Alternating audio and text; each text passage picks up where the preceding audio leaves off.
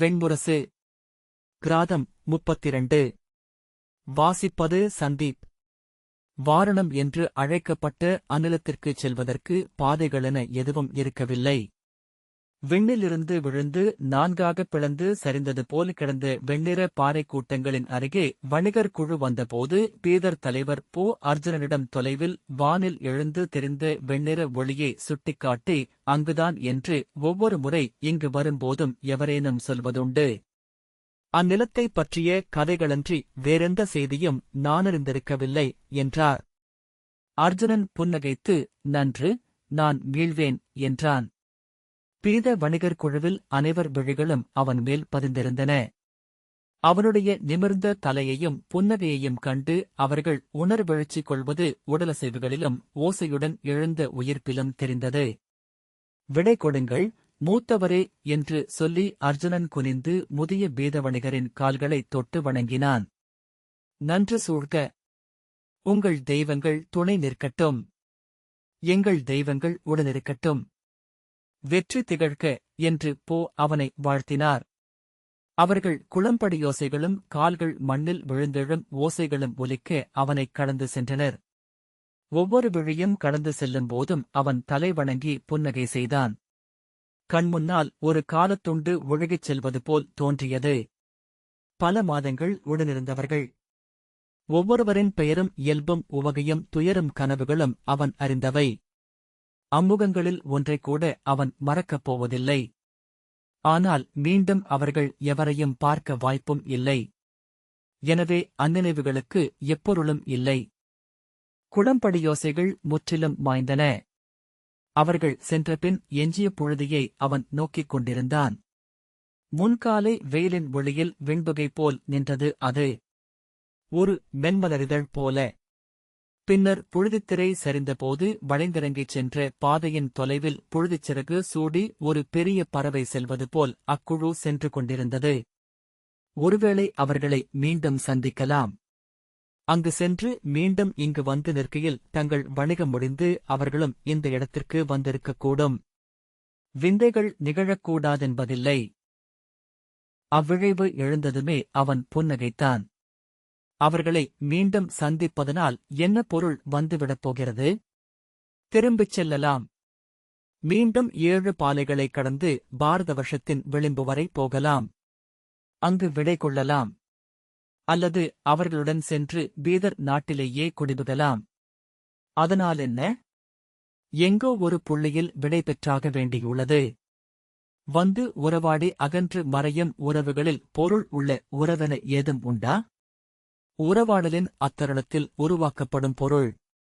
பின்னர் நினைவுகள். நினைவுகளும் உதிரும் காலம் வரக்கூடும். அவன் சிபி நாட்டு பால்ஹிகரை நினைவு கூர்ந்தான். சிற்றிளமை முதலே அவர் கதைகளைக் கேட்டு வளர்ந்தான். அவனுடைய தொல்மூதாதை தேவாபியின் இளையோன். அவருடன் பிறந்த அனைவரும் இறந்து மறைந்து கதைகளென்றாகி பின் நூல்களாக மாறிய பின்னரும் அவர் ஊனுடலுடன் உச்சி மலையடுக்குகளில் வாழ்ந்து கொண்டிருக்கிறார். அவரைச் சென்று பார்த்துவிட்டு வந்து சூதனொருவன் சொன்னான், அவர் சில ஆண்டுகளுக்கு முன்புதான் முற்றிலும் புதிதாகப் பிறந்திருக்கிறார், இளைய பாண்டவரே. அதற்கு முந்தைய எதுவுமே அவர் நினைவில் இல்லை. முழுமையாகவே அப்படி உதிர்த்துவிட்டுச் செல்வதனால்தான் போலும் அவர் உயிருடன் இருக்கிறார். இங்கு உச்சிமலைக் கொடிகளில் அவருக்கு 7 குழந்தைகள் இருக்கிறார்கள். அவரது இளம் மனைவி மீண்டும் கருவுற்றிருக்கிறாள். கைநீட்டி அவன் பாடினான், அவருக்கு இறப்பே இல்லை. காலமென வந்து படிவனவற்றை முற்றாக உதிர்த்துவிட்டு கடந்து செல்பவருக்கு இறப்பில்லை. ஏனெனில் இறப்பென்பது அணுவணுவாக வந்து படியும் துயரத்தின் பெருந்தொகையே. இந்த துலாத்தட்டில் மேலும் மேலும் என வைக்கப்படும் துயரத்தின் எடை அச்சிருந்து போகுமளவு மிகுவதற்கு பெயர் இறப்பு. வைத்தவற்றை முற்றிலுமாக அவ்வப்போது எடுப்பவனை இறப்பு அணுகுவதே இல்லை. அர்ஜுனன் புன்னகைத்தபடி, அவ்விரவாமைக்கு என்ன பொருள்? நேற்றும் இன்றும் நாளையும் நினைவுகளால்தான் தொடர்பு கொள்கின்றன. நேற்றென இன்றென நாளையென ஒழுகும் காலமே வாழ்க்கை என்பது. வாழ்க்கையின்றி இருத்தல் மட்டுமேயாக இங்கு எஞ்சுவதற்கு என்ன பொருள் என்றான். சூதன் நகைத்து, எழுவினா ஒன்றே. வாழ்வதா இருப்பதா? வாழ்பவன் வாழ்வை சுமந்தாக வேண்டும். எடை முதிர்ந்து அச்சிருந்து சகடம் சரிந்தாக வேண்டும். இருப்பவன் இந்த மலைகளைப் போல. இவை நேற்றற்றவை. எனவே முடிவற்ற நாளை கொண்டவை என்றான். அவர்கள் சுரபிவனம் என்னும் சிற்றூரின் ஊர்ச்சாவடியில் இரவுறங்கப் படுத்திருந்தனர். மேலே அரசமரம் இலைகளை சிலிர்த்துக் கொண்டிருந்தது. மிகச்சிறிய பொழுதித் தீற்றலாக நெடுந்தொலைவில் அவ்வணிகக் குழுவின் இறுதி அசைவு தெரிந்து வானில் மறைந்தது. ஒரு கணம் மெல்லிய நடுக்கமொன்று அவனுக்கு ஏற்பட்டது. வடிவம் வண்ணமும் இயல்பும் ஏய்பும் கொண்டு கண்முன் நின்ற பருப்பொருள் ஒன்று வெளியில் கரைந்து மறைவதைக் கண்கூடாக அப்போதுதான் அவன் கண்டான். இல்லை, அது விழே மாயை. அப்பால் துளியிலும் சிறு துளியென அவர்கள் அங்கிருக்கிறார்கள். மறையவில்லை, இல்லாமலாகவில்லை. ஆனால் வெளி மட்டுமே அங்கிருந்தது. வானும் மண்ணும் இணைந்து கொண்ட மாபெரும் வில் என. அந்த வில் மீது சில முள்மரங்கள் நின்றிருந்தன. துயருடன் விரல் விரித்து இறைஞ்சின. வானை வருடி வீண் வீண் என அசைந்தன. இப்பால் சில ஒப்புப்பாறைகள் வெண்பற்கள் என எழுந்திருந்தன. அங்கிருந்து அவன் நின்றிருந்த இடம் வரைக்கும் வெண்கலர் மண்காற்றின் அலைகளை அணிந்தபடி கிடந்தது. அதன்மேல் மென்பொழுதி சுருண்டு ஓடிச் சுழன்று மேலேறி உருவழிந்து அள்ளிச் சென்ற அனைத்தையும் கொட்டியபடி மண்ணுக்கு மீண்டது. அந்த விற்கோட்டுக்கு அப்பால் காலமில்லை. அங்கிருப்பது இன்மை மட்டுமே. வெளி மயங்கி இன்மை என்றாகிறது. இன்மை சற்று தயங்குகையில் வெளி என்றாகிறது. மீண்டுமொரு நீள்மூச்சுடன அவன் தன்னை அவ்வெண்ணங்களிலிருந்து விடுவித்துக் கொண்டான். நடந்து தொலைதூரத்தில் தெரிந்த அந்த விண்ணொளி நோக்கி செல்லலானான். தொலைவிலிருந்து பார்க்கும்போது வெண்ணெருப்பு எழுந்து தழல் அலைப்பது போல தோன்றியது. அணுகும்தோறும் வெம்மை மிகுந்து உடல் பொசுங்கும் என்று பட்டது. காற்றுச் சுவடுகளன்றி வேறேதும் படிந்திராத வெண்ணிற நிலம் மெல்ல சரிந்து கொண்டிருப்பதை சற்று தூரம் நடந்த பின்னரே உணர முடிந்தது. குனிந்து அம்மண்ணை பார்த்தான். அது உப்புத்தூளா என்று ஐயம் தோன்றியது. பின்காலை நேரத்திலேயே வானில் சூரிய வட்டம் சூழ என எரிந்தது. ஊஷரத்தைக் கடந்தபோதே தசையுறுக்கும் உயர் வெப்பம் அவனுக்கு பழகத் தொடங்கிவிட்டது. பாலையில் நுழைந்தபோதே நிலத்தில் இருந்து உடலுக்கு வெப்பம் வந்து படியாமல் இருக்கும் பொருட்டு மென்மையான ஆடையால் முகத்தைத் தவிர பிற பகுதிகள் அனைத்தையும் திரையிடுவது போல் மூடிக்கொள்ளும் முறையை அவனும் கடைபிடித்திருந்தான். காற்றில் அலையடித்து மெல்லிய ஆடைக்குள் உடல் அதுவே உருவாக்கிக் கொண்ட நீராவிக்குள் வெம்மை கொண்டு வியர்த்து மீண்டும் குளிர்ந்து தன் இயல்பை பேணிக் கொண்டிருந்தது. வெளியிலிருந்து வந்த வெங்காற்று முகத்தில் மோதி மூக்கையும் கன்னத்தையும் பொசுக்கி முடிகரைக்கி உள்ளங்கையின் தோல் போல ஆக்கியது. பின்னர் கைகளால் முகத்தைத் தொட்டபோது மரத்தாலான முகமூடி ஒன்றை அணிந்திருப்பதாக தோன்றியது. வியர்வை மேல் காற்றுபடும் சிலிர்ப்பே குளிர் என நெஞ்சு வகுத்துக் கொண்டு விட்டிருந்தது. கையில் இருந்த வில்லை ஊன்றுகோலாக்கி சிற்றடி வைத்து சீரான விரைவில் அவன் நடந்தான். மூச்சு இறைக்கத் தொடங்கிய உடனேயே நின்று தொடைகளில் கை வைத்து சற்று குனிந்து வாயால் முழுக்காற்றையும் இழுத்து உள்ளே நிரப்பி நாய்க்குரைப்பு போல் ஒலி எழுப்பி மூச்சு அனைத்தையும் வெளித்தள்ளினான். அது விரைவிலேயே இளைப்பாற்றி அவன் ஆற்றலை மீட்டளித்தது. அன்று அந்தியான போது தொலைவில் அவன் பார்த்த வெண்ணிற ஒளி முற்றிலும் அணைந்துவிட்டது. ஒதுங்குவதற்கு பாறையோ மரநிழலோ எதுவும் இல்லாமல் மண்வெளி கண்களை நிறைத்தது. சுழன்று பார்க்கையில் பிழையற்ற வட்டம் என தொடுவானத்து ஒளிக்கோடு தெரிந்தது. கவிழ்ந்த பளிங்கு கிண்ணம் போல முகிலற்ற வானம். உயிர் என எதுவும் அங்கு இல்லை என்று தோன்றியது.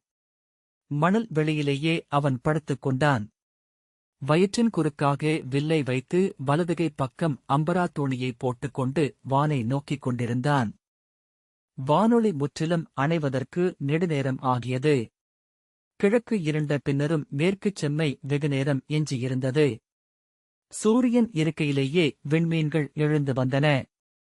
பாலையில் புகுந்த பின்னர் விண்மீன்களை முழுமையாக நோக்குவதற்கு அவன் கற்றுக்கொண்டிருந்தான். ஒவ்வொரு நாளும் இரவில் விண்மீன்களுடன் துயின்றான். திசைகளாக முதலில் அவை பொருள் கொண்டன. பின்னர் இடங்களாயின. மண்ணின் வழிகளை சுட்டி நிற்கும் அதிரும் சொற்களாயின. நண்டு, தேள் என வெவ்வேறு வகை வடிவங்களாயின. ஆனால் ஒரு கணத்தில் அத்தனை பொருளையும் இழந்து திகைக்க வைக்கும் வெறும் அதிர்வுகளாகி எஞ்சின.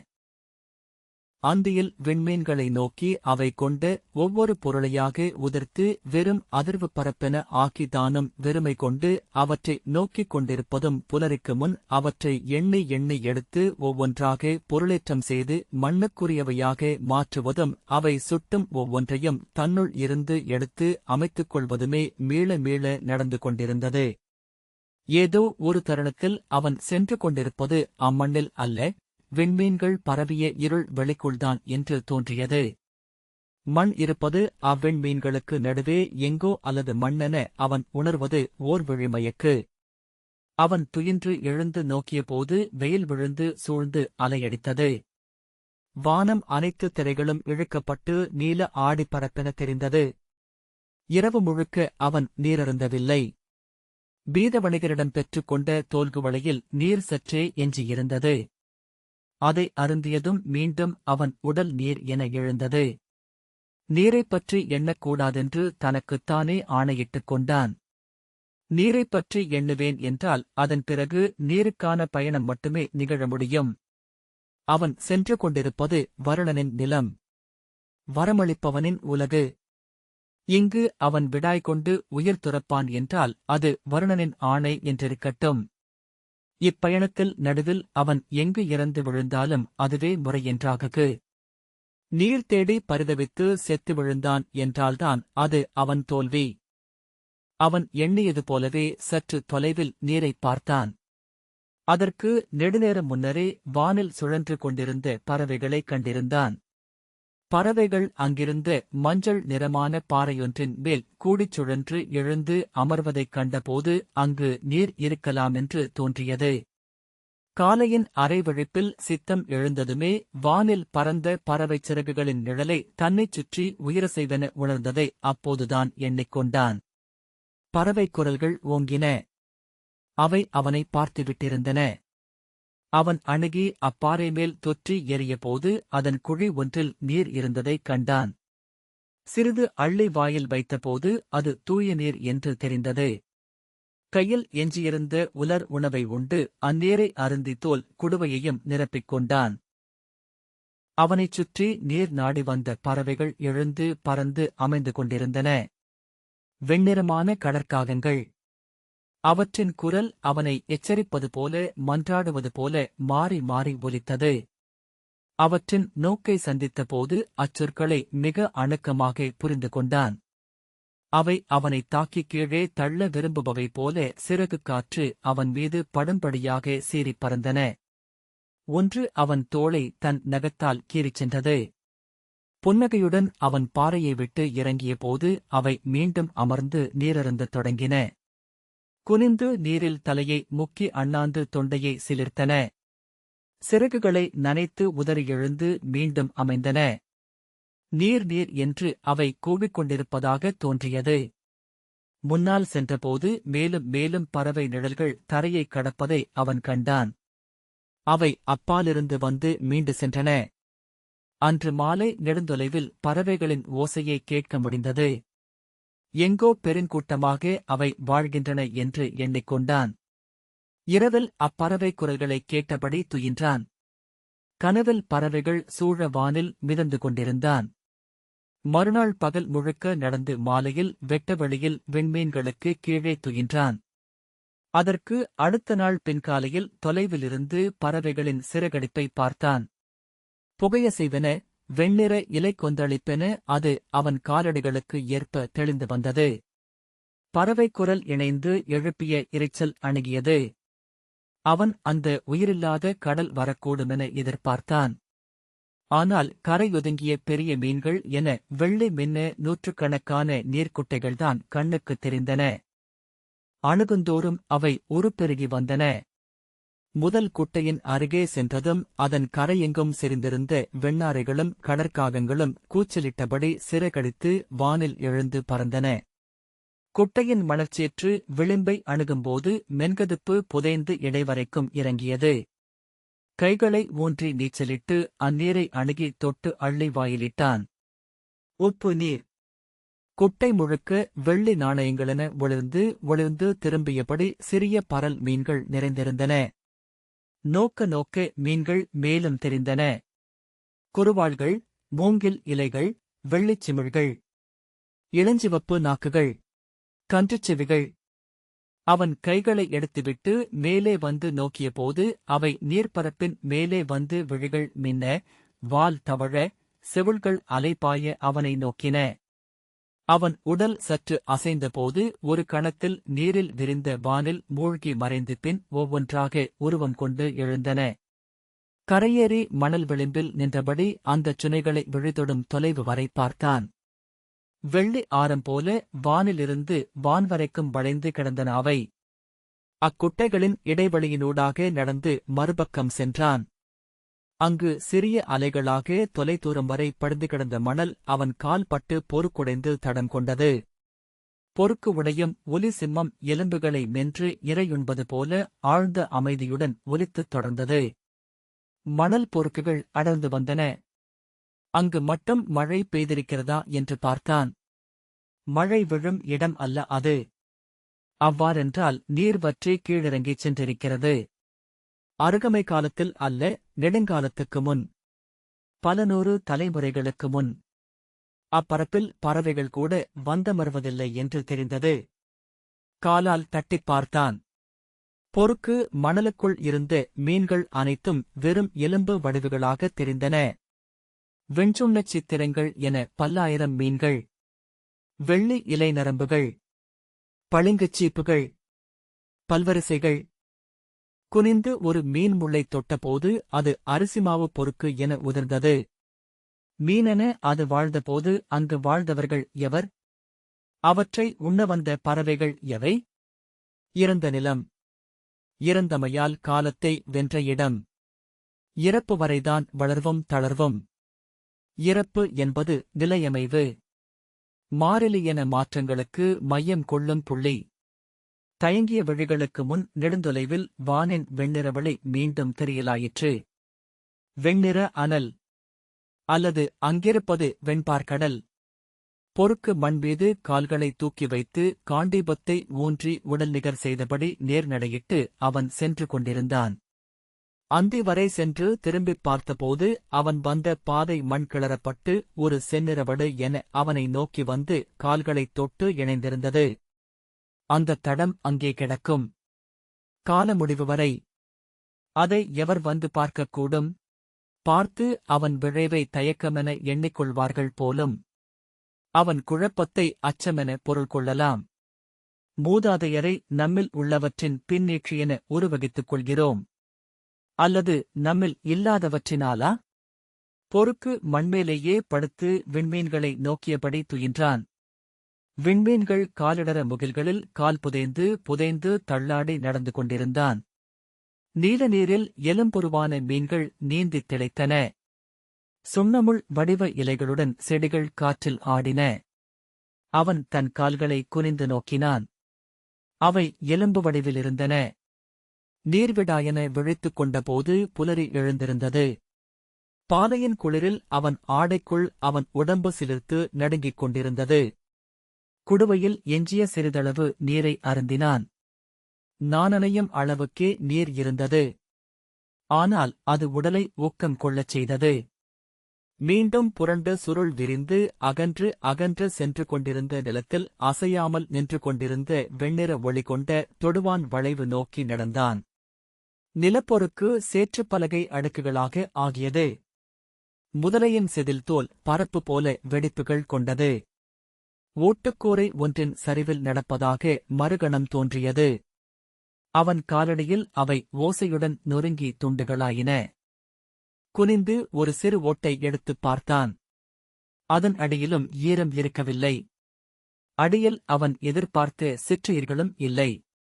அவற்றின் அசைவை மட்டும் கண் ஒரு கணம் அடைந்து நிலை மீண்டது. என்னென்ன எண்ணிக்கொண்டிருக்கிறேன்? பித்துக்குள் சென்று கொண்டிருக்கிறது என் உள்ளம். ஆனால் இத்தனித்த பயணத்தில் அவ்வாறு அனைத்து வழிகளிலும் சிதறும் எண்ணங்களே பெரும் வழித்துணை என்றாகும். அவை பெருகும் சித்தவிடாயை மாற்றலகங்களை உருவாக்கி நிறைவு செய்கின்றன. தனியன் பல உலகங்களில் வாழ்பவன். பல புவிகளை சுமந்து செல்பவன். பயணத்தில் இல்லம் துறந்து ஊர் துறந்து பெயர் துறந்து உளம் துறந்து செல்பவன் மீண்டும் இளமைந்தனாகிறான். தவழும் குழந்தை என்றாகிறான். பார்க்கும் ஒவ்வொன்றும் புதிதென்றாகிறது.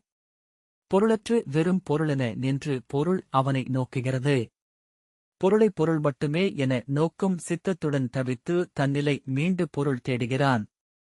இது களிமண்ணால் ஆன சருகு பரப்பு. இல்லை, இவை அப்பங்கள். பழைய தோற்கவசப் பரப்பு. மாபெரும் ஆமையின் ஓடு. இங்கிருந்ததா ஒரு கடல். அப்பரப்பின் மறு எல்லை என்று ஒன்று விழிக்கப்படவில்லை. நடந்து நெடுந்தொலைவு கடந்து திரும்பிப் பார்க்கையில் அப்பொருக்கு பரப்பு அன்றி வேறெதுவும் புவியிலேயே இல்லை எனத் தோன்றியது. ஆம், இதுதான் கடல். இங்கிருந்து நீர்க்கடல்களில் மட்டுமே எஞ்சி இங்கு வற்றிவிட்டிருக்கிறது. இது கடலடி வண்டல். இக்கடலை குடித்து உலர்த்தியது யார்? இது ஒரு ஒழிந்த மதுக்கோப்பையா? இங்கிருந்த நீரனைத்தும் ஆவி என்றாகி எழுந்து காற்றில் நிறைந்துள்ளன. அலையெடுத்து அலையெடுத்து தவித்து அலையைச் சிறகென்றாக்கி பறந்தெழுந்து விண்ணின்றுள்ளது கடல். இதோ என் தலைக்கு மேல் உள்ளது கடல். நுண் வடிவக் கடல். இங்கு வெண்சுண்ண வடிவுகளெனப் பதிந்திருக்கும் மீன்கள் அங்கு நுண் வடிவில் நீந்திக் கொண்டிருக்கலாம். அதில் ஊடிய கலங்கள் அங்கு நுண்வடிவில் மிதந்தலையலாம். கடலோடிகள் அங்கிருக்கலாம். என்ன எண்ணங்கள் இவை? ஏன் இவை தங்கள் ஒத்திசைவை, பொருள் இணைப்பை சிதறடித்துக் கொண்டிருக்கின்றன? ஒவ்வொரு எண்ணமும் பிறிதொரு எண்ணத்தால் கட்டுண்டிருக்கிறது. கட்டடத்தில் அமைந்த செங்கற்கள் போல. கட்டடம் இடிந்து சரிகிறது. என்னுள் விடுதலை கொண்டுள்ளது ஒவ்வொரு கல்லும். எண்ணங்கள் ஓட தோற்றம் மயங்கிய நோக்குடன் திரும்பிய போது அவன் தொலைவில் அந்தக் கடலை ஒரு பெரிய முகில் நிழல் எனக் கண்டான். இந்த வாசிப்பை கேட்டதற்கு நன்றி.